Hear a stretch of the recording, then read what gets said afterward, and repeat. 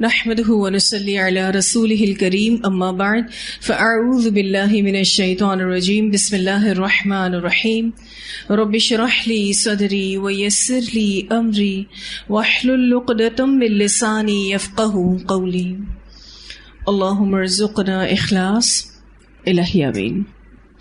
Lesson number 194 سورۃ الشعراء آیت number 192 سے 227 تک۔ پچھلے لیسنز میں ہم نے 7 اقوام کا ذکر پڑھا تھا اور ان سب کا مشترکہ گناہ یہ تھا کہ ان کے درمیان اللہ کا خوف نہیں تھا، اسی لیے انبیاء ان کو یہ کہتے رہے فاتقوا اللہ، اللہ سے ڈرو۔ دوسرا ان کا مشترکہ گناہ یہ تھا کہ وہ رسولوں کو جھٹلایا کرتے تھے، اسی لیے پیغمبر مستقل ان کو یہ فرماتے رہے وَأَطِيعُونَ، اور میری اطاعت کرو۔ ان اقوام کا ذکر کرنے کے بعد اب اللہ سبحانہ تعالیٰ قرآن پاک کا تعارف کروا رہے ہیں۔ اللہ تعالیٰ فرماتے ہیں وَإِنَّهُ، اور بے شک وہ لَتَنزِيلُ، البتہ نازل کرتا ہے رب العالمین، رب العالمین کی طرف سے، یعنی شک و شبہ کی کوئی گنجائش نہیں، اللہ رب العزت کی طرف سے یہ نازل ہوا ہے۔ نزل بہ الروح الامین، اتارا اس کو روح الامین کے ذریعے، یعنی جبرائیل امین کے ذریعے اس کو اتارا گیا ہے۔ اسے جبرائیل امین نے اللہ کے حکم سے نہایت فصیح و بلیغ زبان عربی میں آپ صلی اللہ علیہ وسلم کے دل پر اتارا ہے، جیسے کہ اللہ تعالیٰ فرماتے ہیں علی قلبی کا، اوپر تیرے دل کے، آپ صلی اللہ علیہ وسلم کے دل پر اس کو نازل کیا گیا لتکون من المنذرین، تاکہ تو ہو جائے ڈرانے والوں میں سے، بلسان عربی، ساتھ ایک ایسی زبان کے جو عربی ہے، مبین، واضح ہے، عربی مبین، عربی زبان جو بہت واضح ہے۔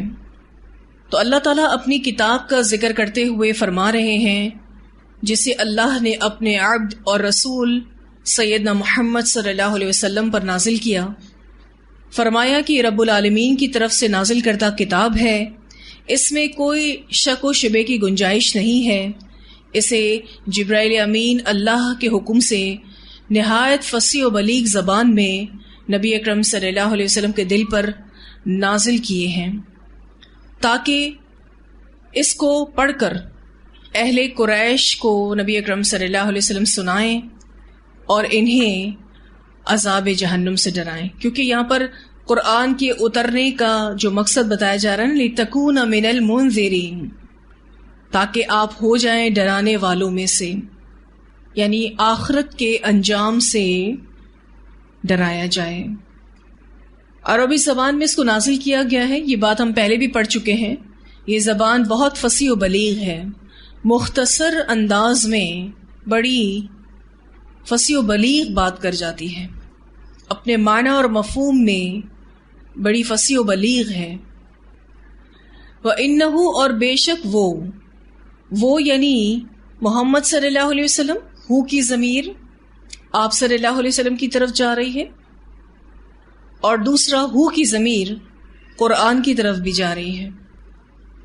بے شک وہ محمد صلی اللہ علیہ وسلم یا بے شک وہ قرآن لفی زبر الاولین، البتہ صحیفوں میں ہے پہلوں کے۔ اس قرآن کا ذکر یا محمد صلی اللہ علیہ وسلم کا ذکر گزشتہ آسمانی کتابوں میں بھی آیا ہے۔ اللہ سبحانہ تعالیٰ نے آپ صلی اللہ علیہ وسلم کے بارے میں ان کی کتابوں میں بھی ذکر کر دیا ہے۔ اولم، اور کیا نہیں، یکن ہے، لہم، ان کے لیے، آیتن، کوئی نشانی، کیا ان اہل مکہ کے لیے نہیں ہے کوئی نشانی، ان یعلمہ، کہ جانتے ہیں اس کو، علماء بنی اسرائیل کے۔ کیا اہل مکہ کے لیے یہ نشانی نہ تھی کہ اسے بنی اسرائیل کے علماء جانتے ہیں؟ پھر وہی بات کہ یعلمہ، ہو کی ضمیر قرآن کی طرف بھی جائے گی اور رسول اللہ صلی اللہ علیہ وسلم کی طرف بھی جائے گی، یعنی قرآن کی صداقت کو، رسول اللہ صلی اللہ علیہ وسلم کی رسالت کو علماء بنی اسرائیل جانتے تھے۔ تورات اور انجیل میں نبی اکرم صلی اللہ علیہ وسلم کا مبعوث ہونا اور قرآن کا نازل ہونا بتا دیا گیا تھا، تورات میں بھی بتا دیا گیا تھا اور انجیل میں بھی بتا دیا گیا تھا۔ کیا یہ سب باتیں کفار مکہ کے ایمان لانے کے لیے کافی نہیں ہیں؟ عبداللہ بن سلام رضی اللہ تعالیٰ عنہ جو بنی اسرائیل کے بہت مشہور اور اچھے عالم تھے، انہوں نے نبی اکرم صلی اللہ علیہ وسلم کو دیکھتے ہی یقین کر لیا تھا کہ یہ نبی ہیں جن کی بشارت تورات میں دی گئی تھی۔ عبداللہ بن سلام آپ جانتے ہیں ان کو، یہودیوں کے بہت بڑے عالم تھے۔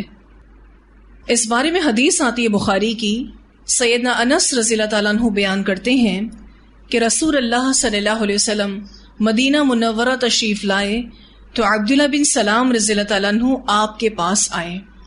انہوں نے کہا، میں گواہی دیتا ہوں کہ آپ اللہ کے رسول ہیں اور جو کلام یا دین آپ لائے ہیں وہ برحق ہے، اور یہ یہودی خوب جانتے ہیں کہ میں ان کا سردار ہوں اور ان کے سردار کا بیٹا ہوں، ان کا سب سے بڑا عالم ہوں اور ان کے سب سے بڑے عالم کا بیٹا ہوں۔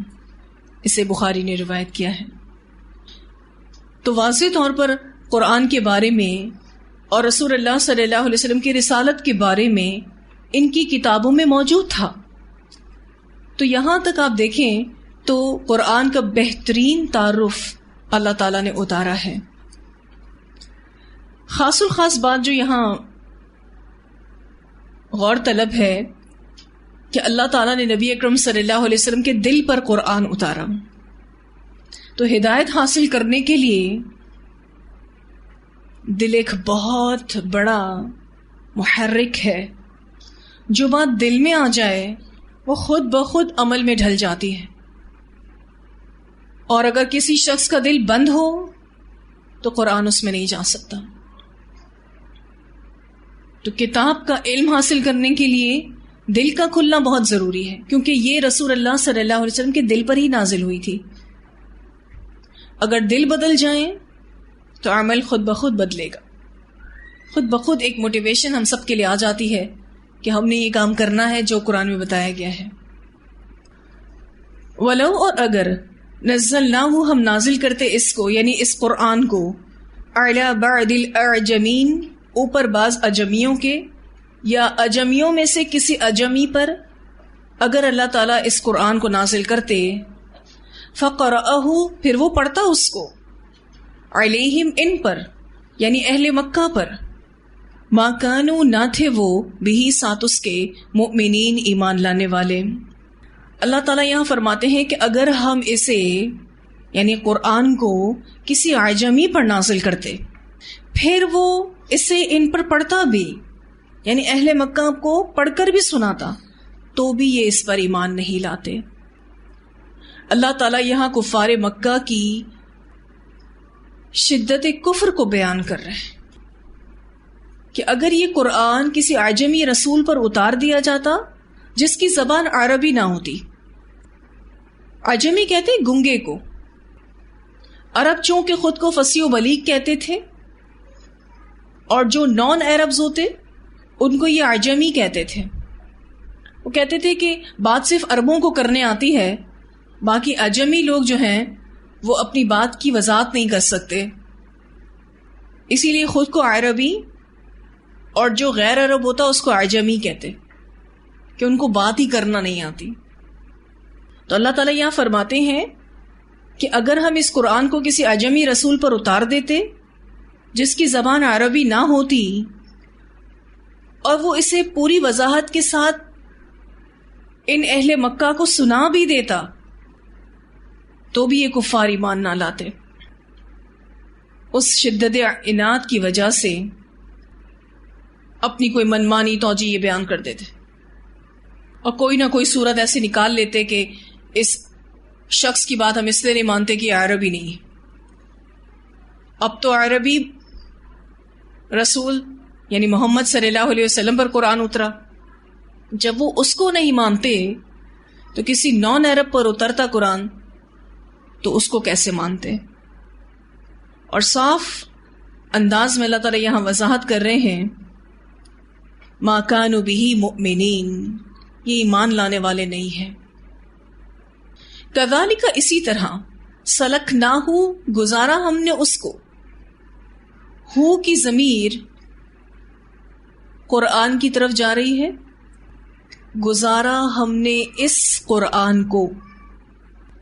پہلا معنی یہ ہے کہ قرآن کو گزارا فی قلوب المجرمین، مجرموں کے دلوں میں، یعنی بے اثر کیے. قرآن کو مجرموں کے دلوں میں بے اثر کیے گزار دیا ہے. قرآن مجرموں کے دلوں پر بے اثر کیوں ہوا؟ کیا وجہ ہے؟ وجہ بتائیے. اسی میں ہی ہے کیونکہ وہ مجرم تھے، ان کے جرائم کی وجہ سے قرآن ان کے اوپر اثر انداز نہیں ہوا. تو ضمیر قرآن کی طرف جا رہی ہے. پہلا معنی قرآن کو مجرموں کے دلوں میں بے اثر کیے گزار دیا ہے. دوسرا معنی قرآن کو ان مجرموں کے دلوں میں داخل کر دیا ہے، یعنی قرآن کی حقیقت کو واضح کر دیا ہے ان مجرموں کے دلوں پہ کہ یہ اللہ کا کلام ہے، کسی انسان کا کلام نہیں ہے. یعنی یہ بات مجرم بھی جانتے ہیں کہ یہ قرآن اللہ کی طرف سے اترا ہے. تو دوسرا معنی قرآن کو ان مجرموں کے دل میں داخل کر دیا ہے، وہ جان گئے ہیں کہ یہ اللہ کا کلام ہے، کسی انسان کا کلام نہیں. تو ضمیر جو قرآن کی طرف جا رہی تھی اس کے دو معنی ہیں. کچھ مفسرین کہتے ہیں سلک نہ ہو کی ضمیر ان کے کفر و تکذیب کی طرف جا رہی ہے، کہ اسی طرح گزارا ہے ہم نے اس کو، یعنی ان کے کفر کو، فی قلوب المجرمین، مجرموں کے دلوں میں. یعنی یہ کفر کرنا، یہ جھٹلانا ان کی عادت بن گئی ہے. یعنی کفر کرنا، تکذیب کرنا ان کے دل میں بیٹھ گیا ہے. اب کوئی بھی دلیل جب ان کو دیتے ہیں یہ اس کو نہیں مانتے. تو کچھ مفسرین کا کہنا یہ ہے کہ سلک نہ ہو کی ضمیر ان کے کفر و تکذیب کی طرف جا رہی ہے، یعنی یہ ان کی عادت بن گئی ہے، کفر کرنا ان کے دل میں بیٹھ گیا ہے، کوئی بھی دلیل ان کو اثر نہیں کرتی، یہ کسی دلیل کو نہیں مانتے. تو واضح طور پر یہاں کہہ دیا گیا کہ اگر ہم کسی نان عرب پر اس قرآن کو اتارتے، وہ اس کو بہت اچھے سے ان کو پڑھ کر سناتا بھی تو بھی یہ ایمان نہیں لاتے. کیونکہ اسی طرح گزار دیا ہم نے اس قرآن کو یا ان کے کفر و تکذیب کو فی قلوب المجرمین، لا یؤمنون بہ، نہیں وہ ایمان لائیں گے اس کے ساتھ. اور شدت سے کہا جا رہا ہے کہ یہ ایمان نہیں لائیں گے حتیٰ یہاں تک کہ یروا العذاب العلیم، دیکھ لیں وہ عذاب دردناک، یہاں تک کہ وہ دردناک عذاب نہ دیکھ لیں. یعنی صرف ایک صورت ہے کہ یہ مشرکین قرآن کی صداقت کا اعتراف کریں گے، صرف ایک صورت ہے، اور وہ یہ کہ ان پر اللہ کا عذاب آ جائے.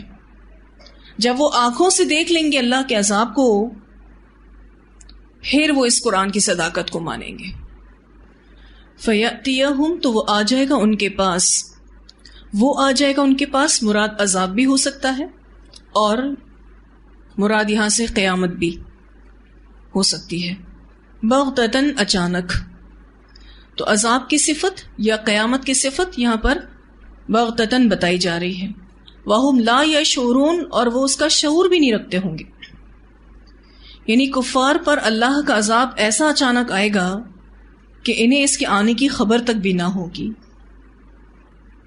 جیسا کہ ہم پیچھے بھی پڑھ چکے ہیں کہ پھر ایسے لوگ اس وقت تمنا کریں گے کہ کاش کہ ہم پر عذاب نازل نہ ہوا ہوتا اور ہمیں ایمان اور عمل صالح کی مہلت مل جائے.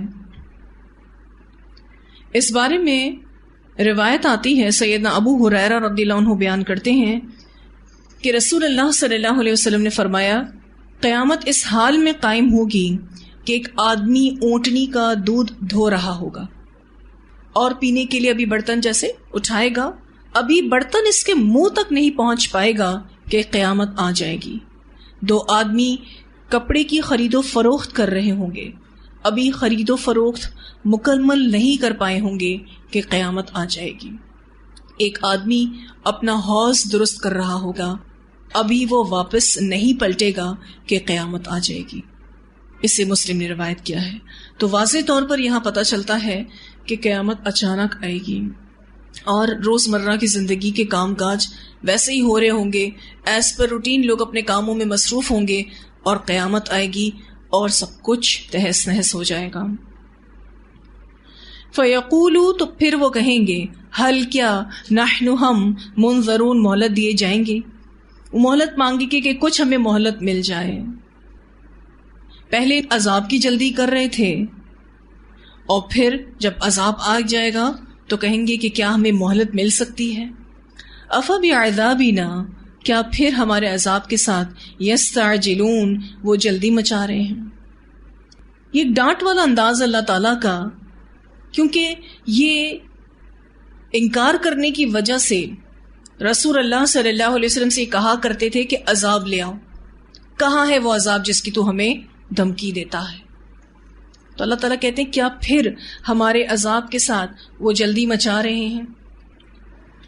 افرأیت کیا بھلا دیکھا تم نے، ان متعناہم اگر فائدہ دیں ہم ان کو، سنین کئی سال، پس کیا آپ نے دیکھا کہ اگر ہم انہیں کئی سال فائدہ دیں، اور یہاں پر ان متعناہم سے مراد یہ ہے کہ ان کو لمبی عمریں دیں، مال و اسباب سے نوازیں جن سے یہ خوب فائدے اٹھائیں۔ ثم پھر جاءہم آئے ان کے پاس ما کانوا یوعدون جو تھے وہ وعدہ کیے جاتے۔ کس چیز کا وعدہ کیے جاتے تھے؟ عذاب کا۔ یوعدون سے مراد عذاب کا وعدہ ہے، یعنی ان کو کئی سال فائدہ دیں، پھر ان کے پاس وہ چیز آ جائے جس کا وہ وعدہ دیے جاتے ہیں، یعنی عذاب آ جائے، اچانک ان کو اپنی گرفت میں لے لے۔ تو اللہ تعالیٰ کہتے ما اغنی عنہم نہ کام آئے گا ان کو، ما کانو جو تھے وہ یمتعون فائدہ دیے جاتے، پھر جو ان کو لمبی عمریں ملی، جو ان کو مال و اسباب ملا، جو ان کی عیاشیاں تھیں، کیا وہ ان کو کام آئیں؟ نہ اللہ کا عذاب ٹلا، نہ اللہ کا عذاب ہلکا ہوا، کچھ فائدہ نہیں دے گا۔ یہاں ماں کے بارے میں کچھ مفسرین کا کہنا ہے کہ یہ نافیہ ہے، اور کچھ مفسرین کہتے ہیں یہ استفہامیہ ہے، یعنی اگر اس کو ہم یوں کہیں نہ کام آئے گا ان کو جو تھے وہ فائدہ دیے جاتے تو یہ بھی ٹھیک ہے، اور یہ استفہامیہ یعنی سوالیہ، کیا کام آئے گا ان کو جو وہ فائدہ دیے گئے؟ تو دونوں ہی معنی اپنی جگہ مناسب محسوس ہوتے ہیں۔ سیدنا انس بن مالک رضی اللہ تعالیٰ عنہ بیان کرتے ہیں کہ رسول اللہ صلی اللہ علیہ وسلم نے فرمایا، قیامت والے دن اہل جہنم میں سے ایک شخص کو لایا جائے گا جو دنیا میں سب سے زیادہ آسودہ اور خوشحال تھا۔ اسے آگ میں ایک غوطہ دیا جائے گا، ایک چکر لگوایا جائے گا، پھر اسے پوچھا جائے گا، اے ابن آدم کیا تو نے کبھی کوئی بھلائی دیکھی؟ کہنے کا مطلب یہ کہ دنیا میں تو نے کوئی بھلائی دیکھی، کیا تجھ پر کوئی چین کا لمحہ گزرا تھا؟ تو وہ جواب دے گا، نہیں، اللہ کی قسم اے میرے رب کبھی نہیں۔ یعنی وہ اپنی دنیاوی نعمتوں کو، ان آسائشوں کو، ان آسانیوں کو، آسودگیوں کو بھول جائے گا صرف جہنم کا ایک چکر لگانے میں۔ پھر اہل جنت میں سے ایک شخص کو لایا جائے گا جس نے دنیا میں سب سے زیادہ تکلیف دہ زندگی گزاری ہوگی، اسے جنت میں ایک غوطہ لگوایا جائے گا، پھر اسے پوچھا جائے گا، اے ابن آدم کیا تو نے کبھی کوئی تکلیف دیکھی؟ کیا تجھ پر کبھی کوئی مشکل لمحہ گزرا تھا؟ تو وہ جواب دے گا، نہیں، اللہ کی قسم اے میرے رب مجھ پر کبھی کوئی مشکل لمحہ نہ گزرا اور نہ میں نے کبھی کوئی تکلیف دیکھی۔ اس سے مسلم نے روایت کیا ہے۔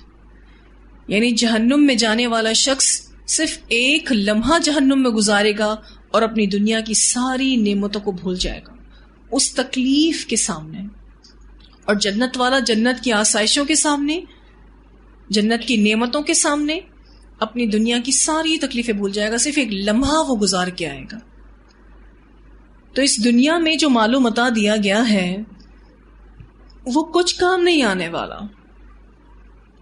اللہ تعالیٰ فرماتے ہیں وَمَا أَهْلَكْنَا مِنْ قَرْيَةٍ، اور نہیں ہلاک کیا ہم نے کسی بستی کو، الا مگر لہا اس کے لیے منذرون ڈرانے والے تھے. ہر بستی کو ہدایت دینے کے لیے ایک منذر بھیجا گیا، ایک ڈرانے والا بھیجا گیا. عرب کے علاقوں کی اگر ہم بات کریں تو ان کے پاس 5 انبیاء آئے تھے. عرب علاقوں میں نمبر 1 ہود علیہ السلام آئے تھے، دوسرے صالح علیہ السلام آئے تھے، تیسرے شعیب علیہ السلام، پھر اسماعیل علیہ السلام، اور پھر محمد صلی اللہ علیہ وسلم. تو ہم نے کوئی بستی تباہ نہیں کی مگر اس کے لیے کئی ڈرانے والے تھے، ذکرہ نصیحت کے طور پر، یعنی یاد دہانی کے لیے. وما کننا ظالمین، اور ہم ظالم نہیں تھے. اللہ تعالی ظالم نہیں ہے، یعنی اللہ نے انبیاء بھیجے، پھر جب وہ عذاب کے مستحق ہوئے تو ان پر عذاب بھیجا. ایسے ہی اللہ ظالم نہیں ہے، کسی پر بھی اللہ ظلم نہیں کرتا.